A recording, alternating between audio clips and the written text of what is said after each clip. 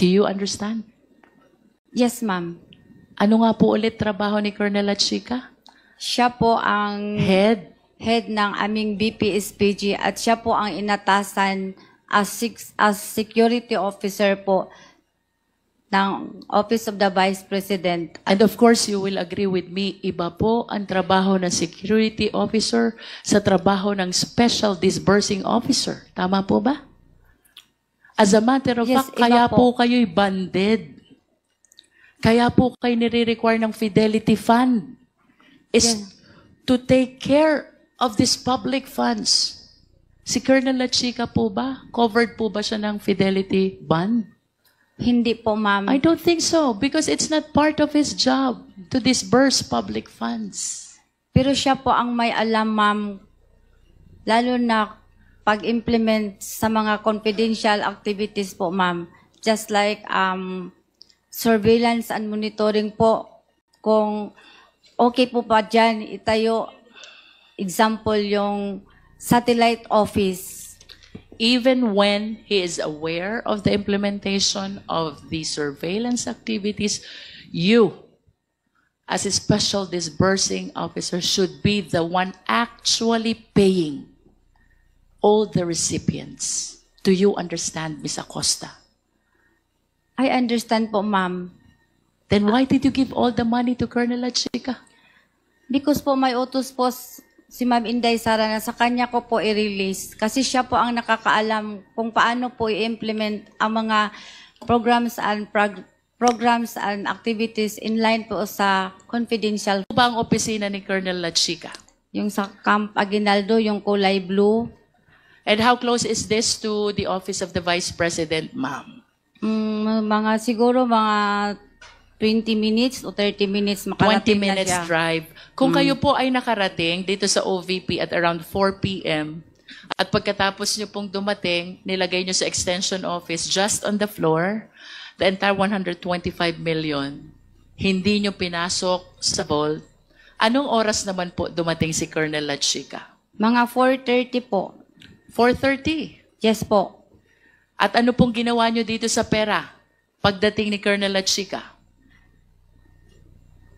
Nagpunta po kami sa office na yon, i-open ko yung office, tapos nirelease ko sa kanya ang 125 million at pinareceive ko siya sa kanyang, may listahan po kasi siyang binigay po sa akin, ma'am, considering na kami po ang gumagawa ng physical and financial plan.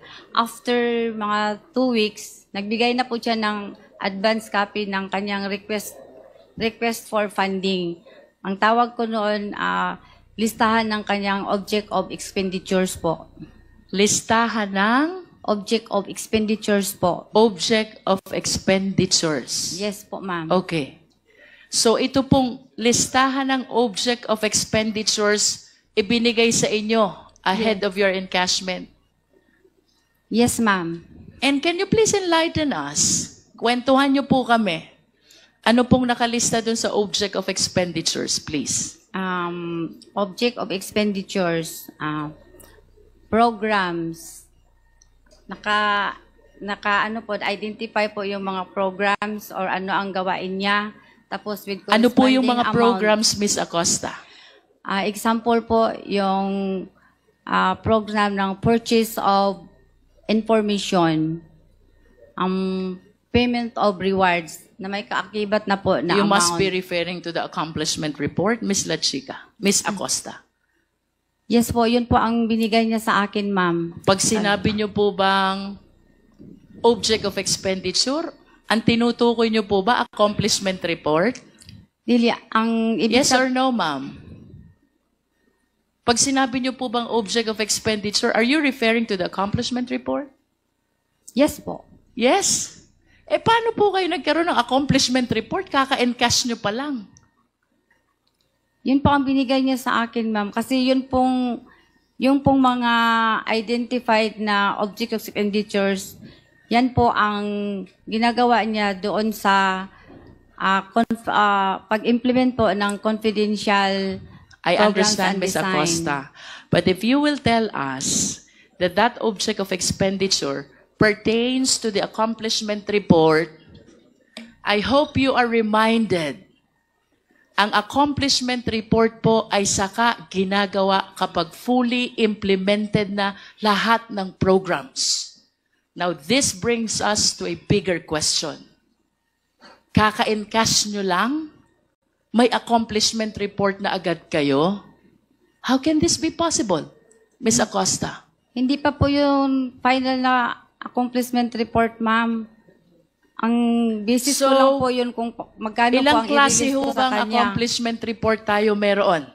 Isang final at isang hindi final? Is that what you want to tell us? Yung binigay po niya sa akin is for me lang po at sa kanya. Para lang sa aming dalawa, ma'am. Hindi po yun yung final na accomplishment report after the implementation of the program under confidential funds po. Okay, if you are saying that this is not yet final, then walk us through, enlighten us, narrate to us, ano ho bang pagkakaiba nung sinasabi niyong hindi final doon sa final? Ang amount po, ma'am. Amount. Yes po, ma'am. Okay, can you please be specific? Because we have here an accomplishment report for the last quarter of 2022. And since kayo naman po ang gumawa nito, and you prepared already for this hearing, I suppose, you are aware by heart kung anong laman ng accomplishment report na ito. Ano pong pagkakaiba nung hindi final sa final? Yung amount po, ma'am. Example, yung payment of rewards. Okay. Tapos, yung... Ano po yung hindi final na amount? Yung amount... Okay, to guide Miss Acosta, Secretariat, can we please flash the accomplishment report for the last quarter of 2022?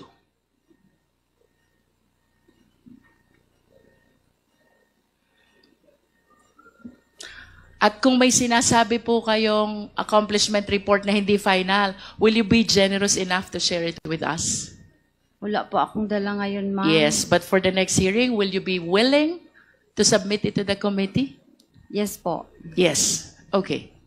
Ms. Acosta, we have here the final, I suppose, because this was provided by the COA, accomplishment report for the last quarter of 2022. Ang sabi niyo po, sa amount lang kayo nagkakaiba. Yes po. Can you enlighten us? Bakit po nagkakaroon ng disparity sa amount? Kasi po, example po yung payment of rewards, ma'am. Ang nilagay, hindi ako makakita. Secretariat, can we provide instead a copy? You were pertaining to payment of reward. Ang nakalagay po dyan is 10 million. Yes, ma'am. Ano po bang nakalagay doon sa hindi final? Ang nilagay lang po niya doon is 8 million po. Okay. How about the purchase of information? So far, ito lang po ang aking maalala, ma'am. Ma-confirm ko sa'yo na 8,000 lang po ang proposed object of expenditure na binigay sa akin ni Sir La Chica. Ms. Acosta, with your object of expenditure, would you confirm with me na kung anong items ang nakasulat sa object of expenditure, yun din po ang nakasulat dito sa accomplishment report. The only difference is with respect to the amount. Tama ho ba? Tama po. Tama. At ang inyo pong sinusunod ay yung object of expenditure na binibigay sa inyo ni Colonel La Chica. Tama din po? For releasing po. For releasing. Opo. But nevertheless, who prepared the object of expenditure? Si Sir La Chica po, ma'am. Sir La Chica. Kung si Sir La Chica po ang gumagawa ng object of expenditure at yun po ang sinusundan nyo sa pagre-release ng confidential fund, tama po bang sabihin na si Colonel La Chica ang nasusunod sa preparation ng accomplishment report? Yes po. Pag binigay niya sa akin ang final na accomplishment report po niya, ma'am, after po, maubos na ang pera at na-implement na niya lahat ng maayos ang activities. I will remind you of your answer, Ms. Acosta. Ang sabi niyo po, si Colonel Lachica ang nasusunod sa preparation ng accomplishment report. Tama po? Yes po, ma'am. Okay. I wish to direct your attention to the left bottom portion of this accomplishment report. It says, prepared by Special Disbursing Officer, Gina F. Acosta. Yes po. Is this not contradictory to what you said na ang nasusunod ay si Colonel Lachica? Gibase, pag final ko nito, ma'am, gibase ko po to sa binigay ni Sir Lachica na final accomplishment report. So, kinokopya ko lang po. Ibig sabihin, kayo po ay tagagawa lamang ni Colonel Lachica. Hindi naman po. So ano pong ibig sabihin nyo? Na ang sinusundan nyo ay kung anong gustong ipalagay dito sa accomplishment report, which is based on the object of expenditures provided by Colonel Lachica. Ang nilagay po niya sa object of expenditures po, ma'am, ay in connection na po sa aming prepare ng financial and physical plan po. Kasi kasama ko po siya paggawa ng financial and physical plan. Financial and physical plan. Sino po bang gumagawa ng financial and physical plan? Ang nagdra-draft po, ang nag-prepare ako po at si Sir Lachica. Okay.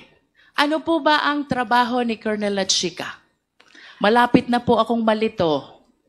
Malapit ko na pong isipin ang disbursing officer ay si Colonel Lachica.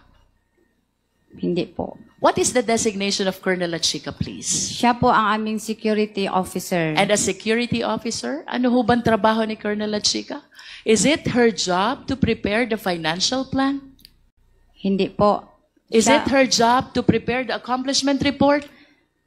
In the financial po, siya po ang magbibigay sa akin ng information or guide kung ano po ang magiging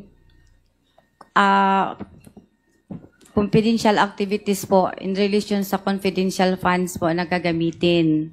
I hope you realize, Ms. Acosta, that you are the special disbursing officer. Yes po, ma'am. Alam ko po. And part of your job is to prepare the financial plan. Yes po. As a matter of fact, the financial plan does not bear at all the signature or the name of Colonel Lachica. Yes po, pero sa kanya po ako humihingi ng inputs or information with regards to the implementation of all the projects included under confidential funds po. If you're asking for the possible program, subject of expenditure, is it correct to say that you are soliciting some information only and not necessarily the one working with you in the preparation of financial plan? Magkaiba po yon. Ang hinihingi ko po sa kanya, ma'am, is ano po, mga inputs po or guidance in preparation for the financial plan, especially related po sa confidential activities po. Ms. Acosta, do you understand your job as a special disbursing officer? Yes, ma'am. This is very significant job Yes, ma'am. because it entails so much trust and confidence. Yes po. Because you are the one in charge of taking custody of the huge amount of money. Tama? Yes, ma'am. As a matter of fact, to ensure the fidelity of this money, nire-require pa kayo ng fidelity bond. Ban. Tama po ba? Yes, ma'am. Then why do you keep on pointing to Colonel Lachica? Kasi siya po ang may alam kung i-implement na po yung mga project under confidential plan funds. Who will be responsible in case this money is misappropriated? Who will be responsible in case this money is lost? Who will be responsible in case this money went to the wrong person? Sino po ba ang magiging responsable? Ako po. Because you are the special disbursing officer and not Colonel Lachica. Yes po. Let's go back to the question. 125 million po yun. You were saying ang object of expenditure is similar to the accomplishment report. The only difference is the amount. Yes, ma'am. Enlighten us. Ano ang laman ng object expenditure totaling to 125 million, reason why you fully turned over the entire amount? Ang laman po ng binigay niya sa akin ng object of expenditures ay yun pong pamaraan kung ano ang ginagawa niya. Can we please be specific? We're talking of huge amount of money, Ms. Acosta. This is 125 million. Of course, you realize the significance of this amount. And being the special disbursing officer, hindi mo ito basta ita-turn over kung hindi mo nakikita na well-tallied yung object of expenditure that you are referring to. Tama ba? Yes, ma'am. Pero may information na po ako na pag natanggap ko ang pera, ibigay ko po sa security officer namin. Even without the object of expenditure? Meron po. Okay, let's go back to your object of expenditure. Kasi ako, Ms. Acosta, if I am the custodian of 125 million and I was directed to turn over this to a certain person, I will be very careful to make sure that whatever's in the list tally to the entire amount of 125 million. Now tell us, ano ang laman ng object of expenditure? Ang laman po ng object of expenditures ay yun pong mga expected expenses sa pagpatupad po ng confidential activities. I know. Can you please state the item? Kanina po, ang sabi nyo, purchase of information, payment of reward. Ituloy nyo po yun. You even said that there's a payment of reward, hindi nasunod yung 10 million. So magkano po ang nasunod?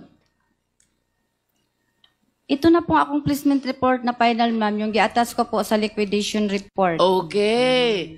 So, are you changing your answer now? Kasi kanina po ang sabi nyo, object expenditure is not yet final. Accomplishment report is final. Yes po. Yes po.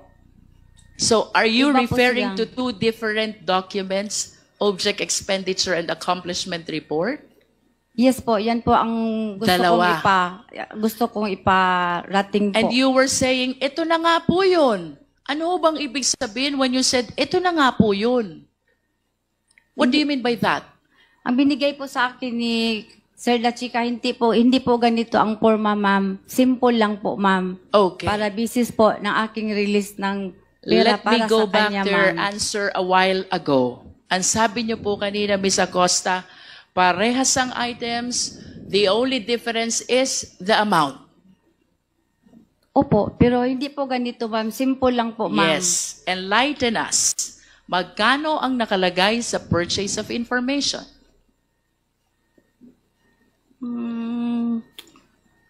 Less than 14 million po, ma'am. Less than. Opo. Can't you remember the amount? 12 million po. 12 million. Payment of reward. Ito po yung 8 million, ma'am. 8 million. Rentals.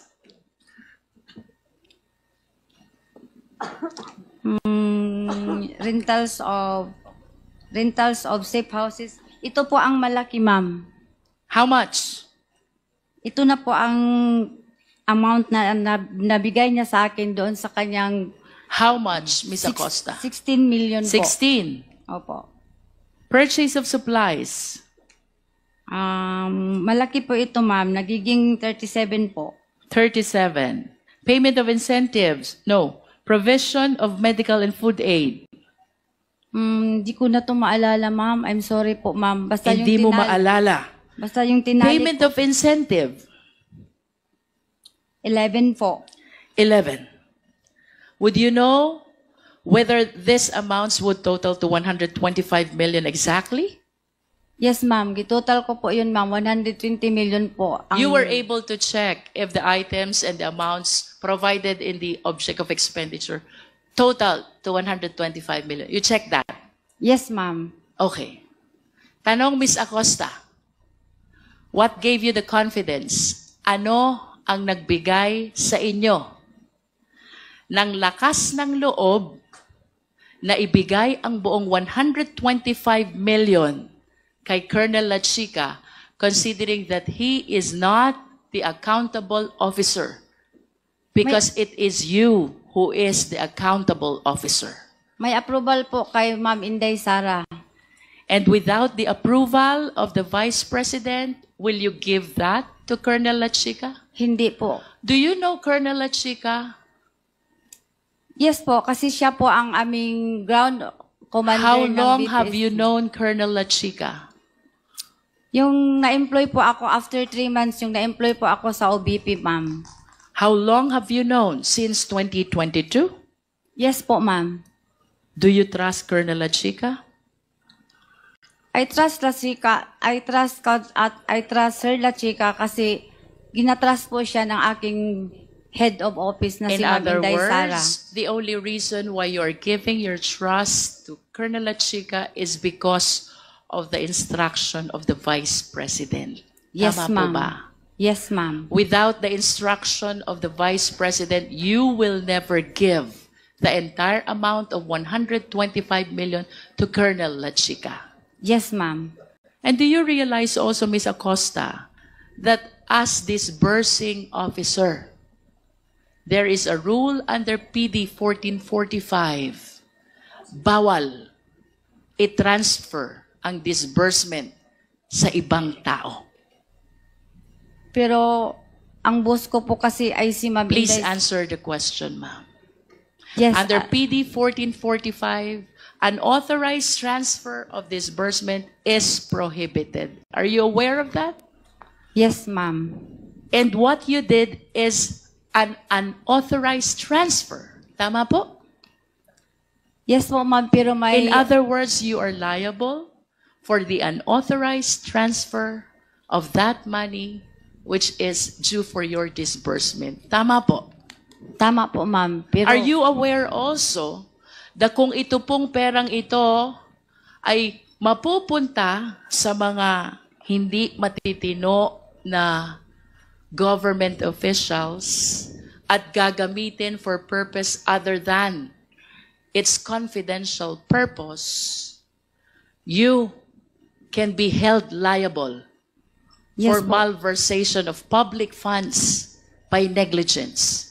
Yes, alam ko po, ma'am. Pero nanaig po ang aking belief na may trust po ako kay Lachica dahil po authorized po siya ni Ma'am Sara Duterte. And are you aware also that what Colonel Lachica did is he usurped Ano po? your authority as special disbursing officer? Ang ginawa po ni Colonel Lachica ay pinakialaman na yung trabaho na dapat ay sa inyo. We call that usurpation of authority. Kasi po wala po akong alam kung paano po i-implement ang mga confidential activities po, ma'am. Si Bakit Sir po- Lachica lang po ang may alam. Sandali po, bakit po wala kayong alam? You are the special disbursing officer. You prepare the financial plan. You are a signatory in the disbursement. You prepare the liquidation. You certify. You prepare the accomplishment report. Bakit wala po kayong alam? Wala po akong alam sa pag-implement po ng confidential activities po. Dahil po, hindi ko po yan inline sa aking pinag-aralan, ma'am. But as the special disbursing officer, of course you realize you have the function of disbursing the fund. Yes po, pero may utos po sa akin na ibigay po kay Colonel Lachica. Kasi siya po ang expert, siya po ang may kaalaman kung paano po i-achieve ang mga confidential activities na safely and hindi po magulo. Would you know, Ms. Acosta, kung saan po dinala ni Colonel Lachica yung 125 million? Di ko po na po alam, ma'am, kasi sa kanya na po yun discretion kung Hindi po niya discretion yun, ma'am. ay sa kanya na po yung Please trabaho. understand, kayo po ang special disbursing officer. You're supposed to be the person doing the payment of this amount to various payees. Hindi po ito discretion ni Colonel Lachica, ma'am. Do you understand? Yes, ma'am. Ano nga po ulit trabaho ni Colonel Lachica? Siya po ang Head. ng aming BPSPG at siya po ang inatasan as security officer po ng Office of the Vice President. And of course, you will agree with me, iba po ang trabaho ng security officer sa trabaho ng special disbursing officer. Tama po ba? As a matter of Yes, fact, iba kaya po. po kayo'y banded. Kaya po kayo nire-require ng Fidelity Fund is to take care of these public funds. Si Colonel Lachica po ba? Covered po ba siya ng Fidelity Bond? Hindi po, ma'am. I don't think so because it's not part of his job to disburse public funds. Pero siya po ang may alam, ma'am, lalo na pag-implement sa mga confidential activities po, ma'am. Just like surveillance and monitoring po. Kung okay po ba dyan, itayo, example, yung satellite office. Even when he is aware of the implementation of the surveillance activities, you, as a special disbursing officer, should be the one actually paying all the recipients. Do you understand, Ms. Acosta? I understand po, ma'am. Then why did you give all the money to Colonel Lachica? Because po may utos po si Ma'am Inday Sara na sa kanya ko po i-release. Kasi siya po ang nakakaalam kung paano po i-implement ang mga programs and activities in line po sa confidential